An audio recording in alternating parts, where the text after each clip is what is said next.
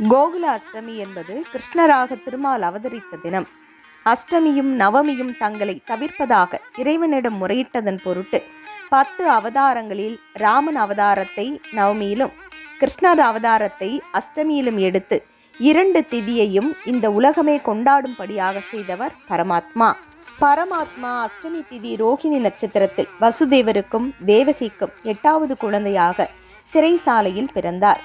கம்சனுக்கு பயந்து வசுதேவர் குழந்தையை காப்பாற்ற எண்ணி ஒரு கூடையில் வைத்து எடுத்து செல்கிறார். இதற்கு காரணம், இவர்களுக்கு பிறக்கும் குழந்தையால் தனக்கு மரணம் நிகழும் என்று கம்சன் அறிந்திருந்தான். எனவே அவர்களுக்கு பிறந்த 7 குழந்தைகளையும் கொன்றுவிட்டான். சிறையில் அவர்களை அடைத்து வைத்தான். 8வதாக பிறந்த இந்த குழந்தையையும் கொன்றுவிடுவானே என்று வருந்திய போது அசரி ஒலித்தது. அதன் பேரில் சிறையில் இருந்து குழந்தையை எடுத்துச் சென்று ஆயர்பாடியில் சேர்த்தார். அங்கே யசோதாவிற்கு குழந்தையாக பசுக்கள் சூழ்ந்த பால் மனம் வீசும் ஆயர்பாடியில் வளர்ந்தார். கிருஷ்ணர் பிறந்த தினத்தில் நாம் அவனை வழிபட்டால் செல்வம் பெருகும்.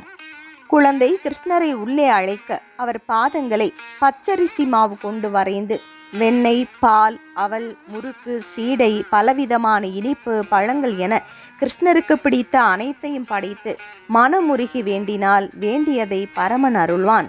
குழந்தை வேண்டும் என்று விரும்புவோர் கோகுல அஷ்டமி அன்று வேண்டுதல் வைத்து கிருஷ்ணர் பாதத்தை வரைந்தால் அடுத்த ஆண்டு அந்த வீட்டில் குழந்தை தவழும் என்பது நம்பிக்கை.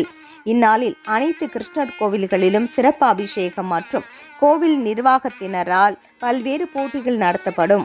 முக்கியமாக இதில் உரியடி விளையாட்டு இருக்கும். குழந்தைகளுக்கு கிருஷ்ணர் ராதை வேடமிட்டு மகிழ்வர்.